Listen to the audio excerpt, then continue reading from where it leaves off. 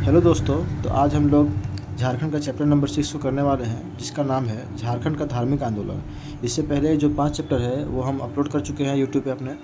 आप चैनल को जाकर देख सकते हैं, वहाँ पे मिल जाएगा। तो चलिए इसको शुरू करते हैं। झारखंड का धार्मिक आंदोलन में मुख्यतः हमें जैन धर्म और बौद्ध धर्म के बारे में पढ़ना है। तो चलिए हम लोग जैन धर्म को शुरू करते हैं। तो जैन धर्म में क्या है कि जैन धर्म में भगवान महावीर के लोरे यादगा की यात्रा का संदर्भ है। ठीक है, लोरे यादगा की यात्रा का संदर्भ है। लोरे यादगा का मतलब क्या है? मुंडारी अर्थ आंसुओं की नदी। लोर मतलब आंसू होता है, पता ही होगा। तो लोरे यादगा का मुंडारी अर्थ आंसुओं की नदी। तो किस धर्म में? जैन धर्म में भगवान महावीर के लोरे यादगा की यात्रा के संदर्भ है। पारसनाथ पहाड़ी। चलिए, जैन धर्म है और पारसनाथ पहाड़ी ना पढ़ें, झारखंड में ऐसा हो ही नहीं सकता है। तो पारसनाथ पहाड़ी के बारे में आपको हम पिछले वीडियो में बताए हुए थे। उसका ऊंचाई तो मीटर में 1365 मीटर और फीट में 4478 फीट, वही 4478 फीट। ठीक है, तो 1365 मीटर और 4478 फीट। ठीक है, तो पारसनाथ पहाड़ी में देखिए, ये सर्वोच्च चोटी का नाम क्या है? संवेद शिखर। पारसनाथ ये भी बताए थे आपको कि पारसनाथ पहाड़ी का सबसे ऊंचा चोटी का नाम संवेद शिखर है, जिसको स्वर्णभद्रकुट भी कहा जाता है। ठीक ना, स्वर्णभद्रकुट भी। पारसनाथ पहाड़ी के संवेद शिखर जो सबसे ऊंची चोटी है, संवेद शिखर, इसको स्वर्णभद्रकुट भी कहा जाता है। ठीक है, ध्यान देना है, क्या कहा जाता है? स्वर्णभद्रकुट किसे कहा जाता है? संवेद शिखर को। गिरिडीह जिला में यह स्थित है, जो हजारीबाग पठार पर है। ठीक है, पारसनाथ पहाड़ी गिरिडीह जिला में है, हजारीबाग पठार पर अवस्थित है, जो ग्रेनाइट चट्टान पत्थर से निर्मित है। ये जो पहाड़ है वो ग्रेनाइट के चट्टानों से बना हुआ पहाड़ है। ठीक है, ये जो मतलब यहाँ का जो पत्थर है वो ग्रेनाइट चट्टान से बना हुआ है, ग्रेनाइट से बना हुआ है, ग्रेनाइट का चट्टान है। ठीक ना। तो गिरिडीह जिला में गिरिडीह जिला में पारसनाथ पहाड़ी स्थित है। हजारीबाग का पठार हो गया, अवस्थित है जो ग्रेनाइट चट्टान पत्थर से निर्मित है। ठीक है, कौन सा चट्टान? ग्रेनाइट का चट्टान, याद रखना, ग्रेनाइट का चट्टान है। यह श्वेतांबर जैनियों का प्रमुख तीर्थ स्थल है। जो श्वेतांबर जैन होते थे, ठीक ना, उनका प्रमुख तीर्थ स्थल माना जाता है पारसनाथ पहाड़ी को। श्वेतांबर जैनियों का प्रमुख तीर्थ स्थल है। तो यह श्वेतांबर जैनियों का प्रमुख तीर्थ स्थल है। कौन से जैनियों का? एक दिगंबर होता है, एक श्वेतांबर होता है। ठीक है, तो श्वेतांबर जैनियों का प्रमुख तीर्थ स्थल है पारसनाथ की पहाड़ी। ठीक है, ध्यान देना है, श्वेतांबर जैनियों का। यहाँ 23वें तीर्थंकर को निर्वाणा प्राप्त हुआ था। तो जो पारसनाथ पहाड़ी है, तो पारसनाथ पहाड़ी पर 23वें तीर्थंकर जो थे उनको निर्वाणा प्राप्त हुआ था। ठीक है, जैन धर्म के पवित्र क्या है? जनत्र धर्म कथा के अनुसार पार्श्वनाथ को सावन शुक्ल सप्तमी के दिन निर्वाणा प्राप्त हुआ। तो यहाँ 23वें तीर्थंकर जो पार्श्वनाथ थे, ठीक ना, उनको सावन शुक्ल के सप्तमी के दिन निर्वाणा प्राप्ति हुई। किनके अनुसार? जनत्र धर्म कथा के अनुसार। ये याद रखना है, 23वें तीर्थंकर को निर्वाणा प्राप्त हुआ। 23वें तीर्थंकर कौन थे? पार्श्वनाथ थे। ठीक ना, पार्श्वनाथ थे, जिनको सावन शुक्ल के सप्तमी के दिन निर्वाणा प्राप्त हुआ। ठीक है, सावन शुक्ल के सप्तमी के दिन निर्वाणा प्राप्त हुआ, जिस ये जो है किनको? पार्श्वनाथ को। ठीक है, याद रखना है कि 23वें तीर्थंकर पार्श्वनाथ को सावन शुक्ल सप्तमी के दिन निर्वाणा प्राप्त हुआ। जैन धर्म के पवित्र जो जंत्र धर्म कथा के अनुसार यह माना जाता है। जंत्र धर्म कथा के अनुसार, ये भी यह ध्यान देना है कि किसके अनुसार? तो जंत्र धर्म कथा के अनुसार यह माना जाता है कि पार्श्वनाथ को सावन शुक्ल के सप्तमी के दिन निर्वाणा की प्राप्ति हुई। चलिए आगे देखते हैं। कैवल्य ज्ञान की प्राप्ति देवदारू वृक्ष के नीचे हुआ। तो पार्श्वनाथ को जो था वो कैवल्य ज्ञान की प्राप्ति देवदारू वृक्ष के नीचे हुआ। कौन से वृक्ष के नीचे? देवदारू वृक्ष।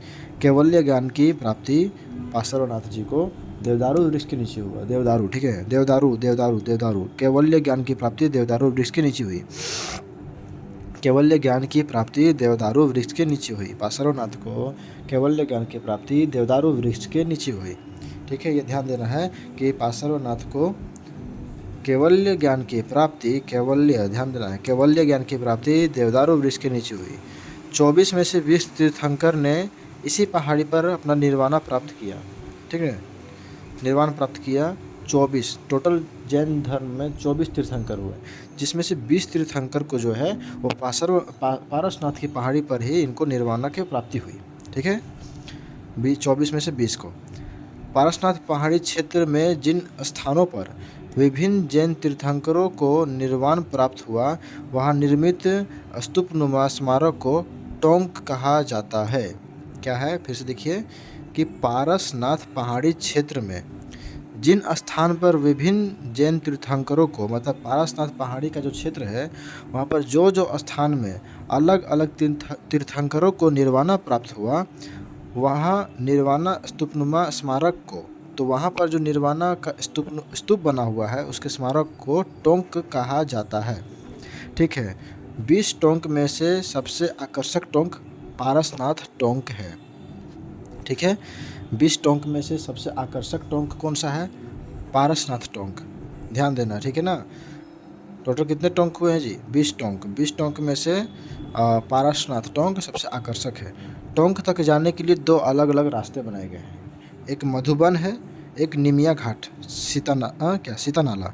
तो मधुबन का जो रास्ता है वो पारसनाथ टोंक के लिए यूज होता है, पारसनाथ टोंक तक जाने के लिए यूज होता है। और निमिया घाट सीतानाला अन्य जो 20 टोंक है वहाँ पर जाने के लिए प्रयुक्त होता है। ठीक है, तो फिर से यहाँ पर देखिए कि पारसनाथ पहाड़ी क्षेत्र में जिन स्थानों पर विभिन्न जैन तीर्थंकरों को निर्वाणा प्राप्त हुआ, वहाँ निर्मित स्तूपनुमा स्मारक को क्या कहा जाता है? टोंक। ठीक है, 20 टोंक में से सबसे आकर्षक टोंक पारसनाथ टोंक है। ठीक है, टोंक तक जाने के लिए 2 अलग अलग रास्ते हैं, जिसमें से मधुबन जो है वो पारसनाथ टोंक हेतु प्रयुक्त होता है। और निमिया घाट, कौन कौन सा 2 टोंक है? मधुबन और निमिया घाट सीतानाला। मधुबन निमिया घाट सीतानाला, ठीक है ना, ध्यान देना है। तो मधुबन पारसनाथ तक जाता है और बाकी का 19 के पास निमिया घाट सीतानाला का टोंक रास्ता जाता है। ठीक है, चलिए आगे देखते हैं। पुरुलिया जिला सेंसस हैंडबुक, पुरुलिया जिला सेंसस हैंडबुक 1961 के अनुसार झारखंड में जैन धर्म का केंद्र मानभूम था। ठीक ना, झारखंड में जैन धर्म का केंद्र जो था वो मानभूम था। किसके अनुसार? पुरुलिया जिला सेंसस हैंडबुक के अनुसार, हैंडबुक के अनुसार पुरुलिया जिला सेंसस हैंडबुक, ध्यान देना है, हैंडबुक है। तो पुरुलिया जिला सेंसस हैंडबुक के अनुसार झारखंड में जैन धर्म का केंद्र मानभूम रहा है। ठीक है ना, झारखंड में जैन धर्म का केंद्र कहाँ रहा है? मानभूम रहा है। पुरुलिया जिला सेंसस हैंडबुक 1961 के अनुसार झारखंड में जैन धर्म का केंद्र मानभूम रहा है। ठीक ना, ये मानभूम है, सॉरी मानभूम लिख दिए, ये मानभूम रहा है। ठीक है, पुरुलिया जिला सेंसस हैंडबुक 1961 के अनुसार झारखंड में जैन धर्म का केंद्र मानभूम रहा है। ठीक है, मानभूम था। सतबरवा जो पलामू में एक जगह है, सतबरवा के निकट हनुमान गांव से जैन धर्म से संबंधित पूजा स्थल मिले हैं। तो सतबरवा के निकट एक हनुमान गांव है, वहाँ से जैन धर्म से संबंधित पूजा स्थल मिले हैं। सतबरवा जो पलामू के सतबरवा है वहाँ के निकट हनुमान गांव से, ठीक है, हनुमान गांव से जैन धर्म से संबंधित पूजा स्थल मिले हैं। हनुमान गांव से, याद रखना है, हनुमान गांव से जैन धर्म से संबंधित पूजा स्थल मिले हैं। पारसनाथ पर्वत की चोटी पर अवस्थित आदिवासी समाज के परंपरागत पूजा स्थल को मरांड बुरु जुग जाहिर थान कहा जाता है। क्या जी, फिर से देखते हैं। तो पारसनाथ पर्वत की चोटी पर अवस्थित आदिवासी समाज के परंपरागत पूजा स्थल को, जो पारसनाथ चोटी है, पारसनाथ पर्वत का जो चोटी है उस पर जो आदिवासी समाज के लोग रहते हैं, तो परंपरागत पूजा स्थल को, तो उनके परंपरागत पूजा स्थल को क्या कहते हैं? मरांड बुरु जुग जाहिर थान कहा जाता है। पारसनाथ पर्वत की चोटी पर अवस्थित जो आदिवासी समाज के लोग रहते हैं उनके परंपरागत पूजा स्थल को क्या कहता है? मरांडबुरु जुग जाहिर थान कहा जाता है। मरांडबुरु जुग जाहिर थान कहा जाता है। पारसनाथ पर्वत की चोटी पर अवस्थित आदिवासी समाज के परंपरागत पूजा स्थल को मरांडबुरु जुग जाहिर थान कहा जाता है। ठीक है, यहाँ 2 धार्मिक उत्सव मनाए जाते हैं। तो यहाँ पर जो है वो 2 धार्मिक उत्सव मनाए जाते हैं। ठीक है, तो 2 धार्मिक उत्सव कौन सा है? शिकार सेंद्रा लोबीर बेसी। ठीक है, तो यहाँ पर 2 अथी मनाए जाते हैं, क्या बोलते हैं उसको? धार्मिक उत्सव मनाए जाते हैं पारसनाथ में। शिकार सेंद्रा लोबीर बेसी। ठीक है, शिकार सेंद्रा लोबीर बेसी, ध्यान देना है। कौन से 2 पर्व? शिकार सेंद्रा लोबीर बेसी, शिकार सेंद्रा लोबीर बेसी, शिकार सेंद्रा लोबीर बेसी। ये देख लिए ना, ये वाला पारसनाथ पर्वत की चोटी पर जो आदिवासी समाज जो रहते हैं उनका परंपरागत पूजा स्थल को, उनकी परंपरागत पूजा स्थल को क्या कहा जाता है जी? मरांडबुरु जुग जाहिर थान कहा जाता है। यहाँ पर 2 धार्मिक उत्सव मनाए जाते हैं। यहाँ पर जो है वो 2 धार्मिक उत्सव मनाया जाता है, शिकार सेंद्रा लोबीर बेसी, शिकार सेंद्रा और लोबीर बेसी। ठीक है, आगे देखिए, यहाँ क्या है?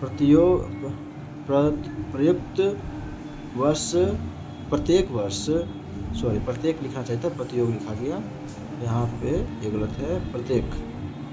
प्रत्येक वर्ष यहाँ प्रत्येक वर्ष फागुन माह के शुक्ल पक्ष तृतीय को दिसोम बाहा महोत्सव का आयोजन किया जाता है। ठीक है, तो यहाँ प्रत्येक वर्ष, यहाँ क्या है जी? यहाँ प्रत्येक वर्ष फागुन माह के शुक्ल पक्ष, प्रत्येक वर्ष कौन से? फागुन माह का शुक्ल पक्ष तृतीय को, शुक्ल पक्ष के तृतीय को, फागुन माह के शुक्ल पक्ष के तृतीय को दिसोम बाहा महोत्सव का आयोजन होता है। ठीक ना, दिसोम बाहा महोत्सव का आयोजन होता है। फागुन माह के शुक्ल पक्ष तृतीय को दिसोम बाहा महोत्सव का आयोजन होता है। दिसोम बाहा महोत्सव, ध्यान देना है ये सब। दिसोम बाहा महोत्सव, दिसोम बाहा महोत्सव का आयोजन होता है। ठीक है, तो क्या है कि यहाँ प्रत्येक वर्ष फागुन माह के शुक्ल पक्ष तृतीय को दिसोम बाहा महोत्सव का आयोजन होता है। दिसोम बाहा महोत्सव का आयोजन किया जाता है। शुक्ल पक्ष, फागुन माह के शुक्ल पक्ष, शुक्ल पक्ष ध्यान रखना है, फागुन माह का। ठीक है, पारसनाथ में शुक्ल पक्ष के फागुन माह के शुक्ल पक्ष तृतीय को दिसोम बाहा महोत्सव का आयोजन किया जाता है। पारसनाथ तथा देवघर को प्रसाद योजना में शामिल किया गया है। ठीक है, प्रसाद योजना में शामिल किया गया है पारसनाथ और देवघर को, प्रसाद। ठीक है ना, तो याद रखिए यहाँ भी जाएंगे तो प्रसाद मिलेगा, यहाँ भी जाएंगे तो प्रसाद मिलेगा। तो पारसनाथ और देवघर को, पारसनाथ और देवघर को प्रसाद योजना में शामिल किया गया है। चलिए अब यहाँ आते हैं कुछ स्थल और उसके महत्वपूर्ण तथ्य के बारे में जानते हैं। जैसे मानभूम एवं बांकुड़ा, ये क्या है? मानभूम एवं बांकुड़ा। तो यहाँ का महत्वपूर्ण तथ्य क्या है? यह जैन सभ्यता व संस्कृति का केंद्र है। मानभूम और बांकुड़ा जो है, यहाँ पर भी देखे थे हम लोग ना कि ये देखिए, यहाँ भी हम देखे थे कि क्या था? पुरुलिया जिला सेंसस हैंडबुक 1961 के अनुसार झारखंड में जैन धर्म का केंद्र कहाँ था जी? मानभूम में। झारखंड में जैन धर्म का केंद्र मानभूम, मान लो एकदम, जैन धर्म का केंद्र मान लो एकदम कि मानभूम में था। तो वैसे यहाँ पर देखिए कि मानभूम एवं बांकुड़ा जैन सभ्यता का एवं संस्कृति का केंद्र है। जैन सभ्यता व संस्कृति का केंद्र है मानभूम एवं बांकुड़ा, जैन सभ्यता एवं संस्कृति का केंद्र है। ठीक है, सिंहभूम के बारे में क्या है? अब सिंहभूम स्थल है, वहाँ का कुछ महत्वपूर्ण तथ्य देख लेते हैं।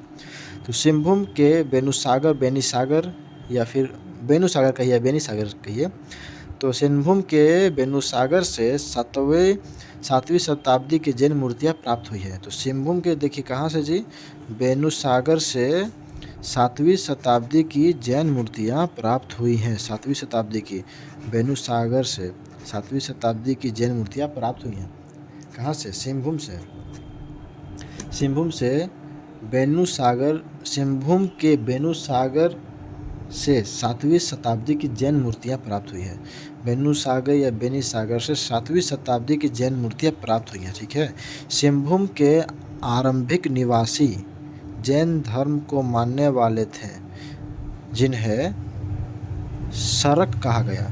तो सिंहभूम के आरंभिक निवासी जो जैन धर्म को मानने वाले थे उनको क्या कहा गया? सरक कहा गया।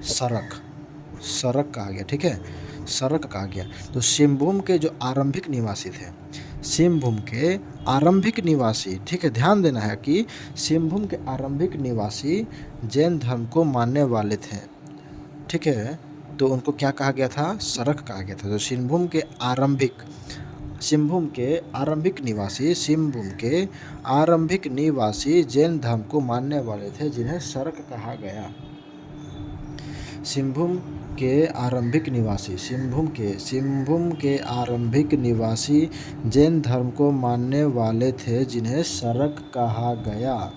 तो सिंहभूम के बारे में क्या क्या देख लिए। तो सिंहभूम के बेनीसागर से 7वीं शताब्दी की जैन मूर्तियाँ प्राप्त हुई है, ठीक है। सिंहभूम के बेनीसागर से 7वीं शताब्दी की जैन मूर्तियाँ प्राप्त हुई हैं। और क्या है कि आरंभिक निवासी जैन धर्म को मानने वाले थे जिन्हें सरक आ गया। सिंहभूम के आरंभिक निवासी जो थे, जो जैन धर्म को मानने वाले थे, उनको सरक कहा गया, ठीक है। आगे देखिए कोल्हुआ पहाड़ के बारे में जानते हैं, जो चतरा में, कोल्हुआ पहाड़ चतरा, ठीक है, कोल्हुआ पहाड़ चतरा। तो बौद्ध जैन दोनों धर्म से संबंधित है। जो कोल्हुआ पहाड़ है वो बौद्ध धर्म और जैन धर्म दोनों से संबंधित है। कोल्हुआ पहाड़ याद रखना है कि कोल्हुआ पहाड़ जो है वो बौद्ध और जैन धर्म दोनों से संबंधित है, ठीक है ना। बौद्ध धर्म और जैन धर्म दोनों से संबंधित है कोल्हुआ पहाड़, ठीक है ना। जो चतरा में है वो बौद्ध और जैन धर्म दोनों से संबंधित है। यहाँ क्या है? यहाँ 9 जैन तीर्थंकर की प्रतिमा है। ध्यान देना है, कोल्हुआ पहाड़ में 9 जैन तीर्थंकर की प्रतिमा है। 9 जैन तीर्थंकर की प्रतिमा है। कोल्हुआ पहाड़ 9 जैन तीर्थंकर की प्रतिमा है यहाँ, ठीक है। 9 जैन तीर्थंकरों की प्रतिमा है। कोल्हुआ पहाड़ 9 जैन तीर्थंकरों की प्रतिमा है। इस पहाड़ी पर 10वें तीर्थंकर शीतलनाथ को ज्ञान की प्राप्ति हुई थी। 10वें तीर्थंकर कौन? शीतलनाथ को कहाँ पर ज्ञान की प्राप्ति हुई थी? कोल्हुआ पहाड़ पर ज्ञान की प्राप्ति हुई थी 10वें तीर्थंकर शीतलनाथ। 10 रुपये में शीतल जल मिल जाता है। शीतल मतलब ठंडा ठंडा जल, ठीक है। तो ऐसे याद रखना है कि 10वें तीर्थंकर 10 रुपये में शीतल जल, 10वें तीर्थंकर शीतलनाथ को ज्ञान की प्राप्ति कहाँ हुई? कोल्हुआ पहाड़ चतरा में, ठीक है। कोल्हुआ पहाड़ चतरा में 10वें तीर्थंकर शीतलनाथ को ज्ञान की प्राप्ति हुई। इस पहाड़ पर पार्श्वनाथ का पद चिन्ह है ऐसा माना गया है। तो इस पहाड़ के चट्टान पर जो है, कोल्हुआ पहाड़ के चट्टान पर ऐसा माना गया है कि पार्श्वनाथ जी का मतलब पद चिन्ह है, ठीक है, पद चिन्ह है यहाँ पर, ऐसा माना गया है। तो कौन से पहाड़ पे? कोल्हुआ पहाड़ जो है वहाँ के चट्टानों पर ऐसा माना जाता है कि पार्श्वनाथ जी का पद चिन्ह है, ठीक है। पार्श्वनाथ जी का पद चिन्ह है ऐसा माना जाता है। चतरा के तो कोल्हुआ पहाड़ में, ठीक है ना, कोल्हुआ पहाड़ में। तो चतरा के इटखोरी में क्या है? कोठेश्वर नाथ का स्तूप अवस्थित है। यह ध्यान देना है कि कोठेश्वर नाथ का स्तूप चतरा के इटखोरी में किसका स्तूप अवस्थित है? कोठेश्वर नाथ का स्तूप अवस्थित है चतरा के इटखोरी में, ठीक है। ध्यान देना है ये सब। चतरा के इटखोरी में कोठेश्वर नाथ का स्तूप अवस्थित है। चतरा के इटखोरी में कोठेश्वर नाथ का स्तूप अवस्थित है। तो एक बार कोल्हुआ पहाड़ फिर से देख लेते हैं। तो बौद्ध और जैन धर्म दोनों से संबंधित है कोल्हुआ पहाड़। 9 जैन तीर्थंकरों की प्रतिमा है यहाँ पे। कोल्हुआ पहाड़ में 9 जैन तीर्थंकरों की प्रतिमा है। 10वें तीर्थंकर शीतलनाथ को ज्ञान की प्राप्ति हुई थी कोल्हुआ पहाड़ में। यह पहाड़ पर पार्श्वनाथ का पद चिन्ह है ऐसा माना जाता है, ठीक है। और यहाँ चतरा के इटखोरी में कोठेश्वर नाथ का क्या है? स्तूप अवस्थित है। चतरा के इटखोरी में कोठेश्वर नाथ का स्तूप अवस्थित है। तो कहाँ है कोठेश्वर नाथ का स्तूप? कहाँ स्थित है? तो चतरा के इटखोरी में। चलिए अब आगे देखते हैं।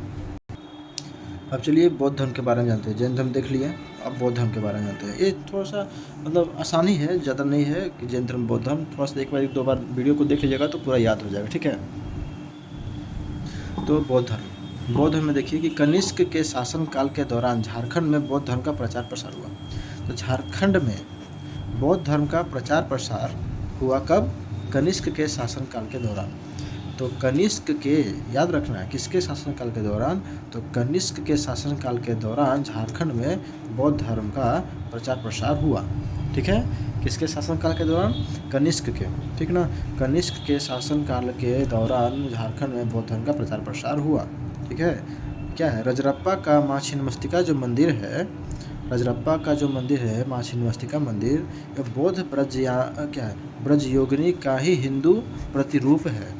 ठीक है ना, बौद्ध ब्रज योगिनी का ही हिंदू प्रतिरूप है माँ छिन्नमस्तिका का मंदिर जो है रजरप्पा में वो। तो माँ छिन्नमस्तिका मंदिर जो रजरप्पा में है, रजरप्पा का जो माँ छिन्नमस्तिका मंदिर है वो बौद्ध ब्रज योगिनी का ही एक हिंदू प्रतिरूप है। तो जो ये मंदिर है, इस मंदिर का निर्माण पाल शासकों के शासनकाल के दौरान किया गया था। रजरप्पा का जो छिन्नमस्तिका मंदिर है वो पाल शासकों के शासन के दौरान किया गया था, ये ध्यान देना है। तो क्या क्या इसमें देख लिए कि रजरप्पा का छिन्नमस्तिका मंदिर बौद्ध ब्रज योगिनी का ही एक हिंदू प्रतिरूप है। ठीक है, और ये पाल शासकों के दौरान इस मतलब मंदिर का निर्माण किया गया था। झारखंड में गुप्त शासकों के प्रवेश के उपरांत बौद्ध धर्म का हास्य प्रारंभ हुआ। तो बौद्ध धर्म का हास्य प्रारंभ कब हुआ, गुप्त शासकों के प्रवेश के उपरांत। झारखंड में जब गुप्त शासकों के प्रवेश हो रहा था उसी के समय बौद्ध धर्म का हास्य प्रारंभ हो गया था, गुप्त शासकों के। तो यहाँ पर क्या देखें कि झारखंड में किसके शासनकाल के दौरान बौद्ध धर्म का प्रचार प्रसार हुआ, तो कनिष्क के शासनकाल के दौरान झारखंड में बौद्ध धर्म का प्रचार प्रसार हुआ। ठीक है, झारखंड में गुप्त शासकों के प्रवेश, गुप्त शासकों के प्रवेश के उपरांत बौद्ध धर्म का हास्य प्रारंभ हो गया। ठीक है, बंगाल के क्या है, गौड़वंशीय शासक शशांक, जो बंगाल के शासक शशांक के शासनकाल में कई बौद्ध केंद्रों को नष्ट किया गया। तो जो बंगाल के शासक गौड़वंशीय शासक शशांक थे उसके समय बहुत सारे बौद्ध केंद्रों को नष्ट किया गया। ठीक है, बंगाल के गौड़वंशीय शासक शशांक के शासनकाल में कई बौद्ध केंद्रों को नष्ट किया गया। कब, किसके शासनकाल में, शशांक के शासनकाल में बौद्ध केंद्रों को नष्ट किया गया। तो यहाँ पर क्या क्या देखिए, एक कनिष्क देख लिए जिसके समय में झारखंड में बौद्ध धर्म का प्रचार प्रसार हुआ, गुप्त शासकों के प्रवेश के दौरान हास्य प्रारंभ हुआ, फिर क्या है, शशांक के समय बौद्ध केंद्रों को नष्ट किया गया। ठीक है, बहुत सारे बौद्ध केंद्रों को नष्ट किया गया था। यहाँ पर देखते हैं अब स्थल, जिला और महत्वपूर्ण तथ्य। तो देखिए मूर्तिया गांव कहाँ है जी, तो ये पलामू में। ठीक है, मूर्तिया गांव कहाँ है, पलामू में। ठीक है, ध्यान देना है कि मूर्तिया गांव पलामू में है। अमरनाथ दास ने इस स्थान को बुद्ध का जन्म स्थल बताया है। तो मूर्तिया गांव जो है वो कहाँ है, मूर्तिया गांव ये पलामू में है। मूर्तिया गांव पलामू में है, मूर्तिया गांव कहाँ है, पलामू में है। और अमरनाथ दास ने इस स्थान को बुद्ध का जन्म स्थान बताया है। किस स्थान को, मूर्तिया गांव को अमरनाथ दास ने बुद्ध का जन्म स्थल बताया है। मूर्तिया गांव जो है वो पलामू का एक गांव है, मूर्तिया गांव। उस जगह को अमरनाथ दास ने बुद्ध का जन्म स्थल बताया। ठीक है, और जिसका महत्वपूर्ण तथ्य मतलब लगेगा कि इम्पोर्टेंट है वही यहाँ लिखे हैं, बाकी सबका नहीं लिखे हैं। ठीक है, तो करुआ गांव कहाँ है, गढ़वा में है। करुआ गांव गढ़वा में है। ठीक है, इसको ध्यान देना है, करुआ गांव कहाँ है, तो गढ़वा में। मूर्तिया गांव पलामू में, अमरनाथ दास ने इस जगह को बुद्ध का जन्म स्थल बताया है। करुआ गांव गढ़वा में है। बहोरनपुर कहाँ है, हजारीबाग में। बहोरनपुर हजारीबाग में है। ठीक है, बहोरनपुर हजारीबाग, बहोरनपुर हजारीबाग में। ठीक है, बहोरनपुर हजारीबाग में है। बुद्ध की 1200 वर्ष पुराने पाषाणकालीन मूर्तियाँ प्राप्त हुई है। कहाँ से जी, बहोरनपुर से 1200 वर्ष पुराने पाषाणकालीन मूर्ति प्राप्त हुई है बुद्ध की। कहाँ से, बहोरनपुर से। हजारीबाग जिला में एक जगह का नाम है बहोरनपुर, वहाँ से बुद्ध का 1200 वर्ष पुराने मूर्ति प्राप्त हुई है। ठीक है, महायान शाखा के भगवान अवलोकितेश्वर की मूर्ति भी यहाँ से मिला है। अवलोकितेश्वर की मूर्ति भी यहाँ से मिला है। तो बहोरनपुर कहाँ है? हजारीबाग में है। यहाँ से बुद्ध का 1200 वर्ष पुराना पाषाणकालीन मूर्ति मिला है और अवलोकितेश्वर की मूर्ति भी मिली है। भगवान अवलोकितेश्वर की मूर्ति भी यहाँ से मिली है। सीतागढ़ पहाड़ कहाँ है? हजारीबाग में है। ये भी सीतागढ़ पहाड़ भी जो है हजारीबाग में है। तो इसका क्या महत्वपूर्ण तथ्य है कि यहाँ से प्राप्त बौद्ध विहार का उल्लेख फाहियान द्वारा किया गया है। यहाँ से प्राप्त जो बौद्ध विहार है उसका उल्लेख फाहियान के द्वारा किया गया है। सीतागढ़ पहाड़ हजारीबाग, यहाँ से प्राप्त बौद्ध विहार का उल्लेख फाहियान द्वारा किया गया है। तो यहाँ पर फिर से देख लेते हैं। बेनुसागर हजारीबाग, बेनुसागर से 1200 वर्ष पुराने पालकालीन मूर्तियाँ प्राप्त हुई हैं। फिर क्या है कि अवलोकितेश्वर की मूर्ति भी मिली है। सीतागढ़ पहाड़ हजारीबाग, यहाँ से प्राप्त बौद्ध विहार का उल्लेख फाहियान द्वारा किया गया है। सीतागढ़ पहाड़ जो हजारीबाग में है, यहाँ से जो प्राप्त बौद्ध विहार है उसका उल्लेख फाहियान के द्वारा किया गया है। फाहियान याद रखना है। बौद्ध विहार का उल्लेख सीतागढ़ पहाड़ बौद्ध विहार का उल्लेख फाहियान के द्वारा किया गया है। यहाँ से बुद्ध की 4 आकृतियों वाला एक स्तूप मिला है। 4 आकृति वाला एक स्तूप मिला है। कहाँ से? सीतागढ़ पहाड़ी से। तो सीतागढ़ पहाड़ी से 4 आकृति वाला बौद्ध स्तूप मिले हैं। ठीक है, बुद्ध की 4 आकृतियों वाला एक स्तूप मिला है सीतागढ़ पहाड़ी से। ठीक है, ये ध्यान देना है। सीतागढ़ पहाड़ी से क्या क्या है था? बौद्ध विहार का उल्लेख हुआ है जो फाहियान के द्वारा किया गया है और 4 आकृति वाला एक स्तूप मिला है सीतागढ़ पहाड़ी से। सूर्यकुंड कहाँ है? ये भी हजारीबाग में है। सूर्यकुंड हजारीबाग, ठीक है, सूर्यकुंड हजारीबाग में है। ध्यान देना है। सूर्यकुंड कहाँ है? हजारीबाग में है। इटखोरी चतरा में।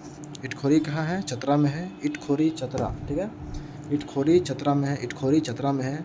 बेलवा दाग कहाँ है? खूटी, बेलवा दाग, ठीक ना, मतलब बेल का पेड़ में खूटी गाड़ के दाग कर दिया, ऐसे कर लीजिए। बेल का पेड़ था उसमें खूटी गाड़ के और उसमें दाग कर दिया, ठीक है। तो बेलवा दाग, खूटी। पटमदा गांव पूर्वी सिंहभूम, पटमदा गांव पूर्वी सिंहभूम, ठीक है। तो सूर्यकुंड हजारीबाग, इटखोरी चतरा, बेलवा दाग, खूटी, पटमदा गांव पूर्वी सिंहभूम। पटमदा गांव कहाँ है? पूर्वी सिंहभूम में है। पटमदा गांव पूर्वी सिंहभूम में, ठीक है। नेक्स्ट देखते हैं ईचागढ़ स्थान सरायकेला खरसावां जिला में है। ईचागढ़ जो है कहाँ है? सरायकेला खरसावां में। तो यहाँ का कुछ महत्वपूर्ण तथ्य है जो यहाँ से तारा की मूर्ति मिली है जो एक बौद्ध देवी थी, ठीक है। तारा की मूर्ति, तारा एक बौद्ध देवी थी। तो कहाँ से मिला है? ईचागढ़, सरायकेला खरसावां, ईचागढ़ से तारा की मूर्ति मिली है जो एक बौद्ध देवी थी। सरायकेला खरसावां के ईचागढ़ से, ठीक है। कहाँ से? ईचागढ़ से तारा की मूर्ति मिली है। ईचागढ़ से, कहाँ से? ईचागढ़ से। ध्यान देना है कौन चीज़ कहाँ से मिला है। तो सरायकेला खरसावां से, सरायकेला खरसावां का ईचागढ़ से तारा की मूर्ति मिली है जो एक बौद्ध देवी थी। यह मूर्ति अभी रांची संग्रहालय में रखा गया है। कौन सा मूर्ति रांची संग्रहालय में रखा गया है? तो तारा की मूर्ति जो एक बौद्ध देवी थी और जो सरायकेला खरसावां के ईचागढ़ से मिली थी उसको अभी रांची संग्रहालय में रखा गया, ठीक है। कांकजोल साहेबगंज का एक जगह, कांकजोल साहेबगंज का, कांकजोल, ठीक है, कांकजोल साहेबगंज, ठीक है, कांकजोल साहेबगंज। तो काजोल हीरोइन है, उसके पीछे बहुत सारा साहेब मतलब घूमते रहता है आगे पीछे, ठीक है।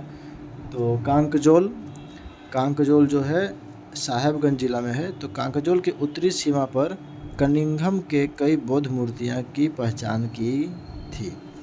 कांकजोल के उत्तरी सीमा पर कनिंघम ने कई बौद्ध मूर्तियों की पहचान की थी। किसने? कांकजोल जो साहेबगंज में जगह है एक कांकजोल के उत्तरी सीमा पर कनिंघम ने कई बौद्ध मूर्तियों की पहचान की थी, ठीक है। कांकजोल के उत्तरी सीमा पर कनिंघम ने, किसने? कनिंघम ने बौद्ध मूर्तियों की पहचान की है। कनिंघम, ठीक है। तो चलिए आज का भी कंप्लीट होता है। बाकी अब नेक्स्ट चैप्टर नेक्स्ट वीडियो में मिलते हैं, ठीक है। Thank you.